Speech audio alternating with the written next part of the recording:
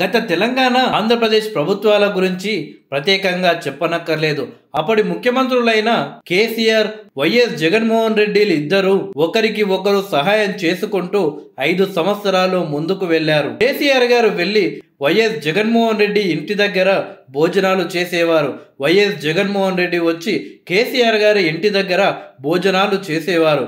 వీరిద్దరు రాజకీయాలకు సంబంధించిన అంశాలు, అలాగే ముఖ్యంగా ఆంధ్రప్రదేశ్లో చంద్రబాబు నాయుడు ఎలా ఓడిపోవాలి, చంద్రబాబు నాయుడిని రాజకీయంగా ఎలా ముంచాలి, ఇక చంద్రబాబు నాయుడిని అలాగే తెలుగుదేశం పార్టీని లేకుండా ఎలా చేయాలి అని ఎన్నో ప్రణాళికలు చేసుకున్నారు. కానీ కలిసిన ప్రతిసారి ఇలా ప్రతిపక్ష నాయకుల గురించి, వీళ్ళ పార్టీల గురించి, వీళ్ళ ఆస్తుల గురించి మాత్రమే మాట్లాడుకున్నారు. 2 రాష్ట్రాల విభజనకు సంబంధించి ఎన్నో సమస్యలు ఉన్నప్పటికీ వాళ్ళిద్దరూ మాత్రం చర్చలు జరిపి పరిష్కరించలేకపోయారు. అయితే నూతనంగా తెలంగాణ రాష్ట్రానికి ముఖ్యమంత్రిగా రేవంత్ రెడ్డి గారు బాధ్యతలు తీసుకున్నారు.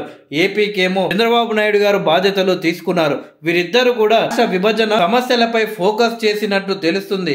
దానికి సంబంధించి సీఎం రేవంత్ రెడ్డికి ఏపీ సీఎం చంద్రబాబు నాయుడు గారు లేఖ రాశారు.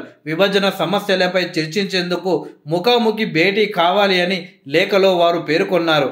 6న హైదరాబాదులో కలుసుకుందామని చంద్రబాబు ప్రతిపాదించారు. రాష్ట్ర విభజన జరిగి 10 ఏళ్లు అవుతున్నా చాలా సమస్యలు పరిష్కారం కాలేదన్నారు. ఒక్కసారి కలిసి మాట్లాడుకుంటే సమస్యలు పరిష్కారం అవుతాయన్నారు. తెలుగు ప్రజల అభ్యున్నతికి పరస్పరం సహకరించుకోవాలని చెప్పారు.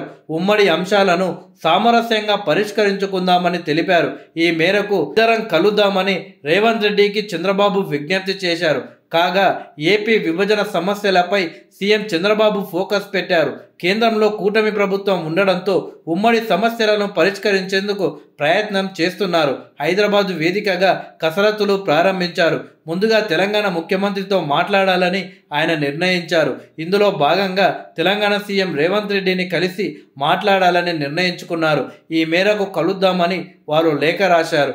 మరి తెలంగాణ సీఎం రేవంత్ రెడ్డి స్పందన ఎలా ఉంటుందో చూడాలి. అయితే తెలంగాణ సీఎంగా రేవంత్ రెడ్డి గారు బాధ్యతలు తీసుకున్నప్పటి నుండి విభజనకు సంబంధించిన అంశాలపై మేము చర్చించడానికి సిద్ధంగా ఉన్నాం, అటువైపు నుండి కూడా సిద్ధంగా ఉంటే చర్చిద్దామని ఆయన తెలిపారు. తాజాగా కూడా రేవంత్ రెడ్డి గారు ప్రెస్ మీట్లో ఇదే విషయాన్ని చెప్పారు.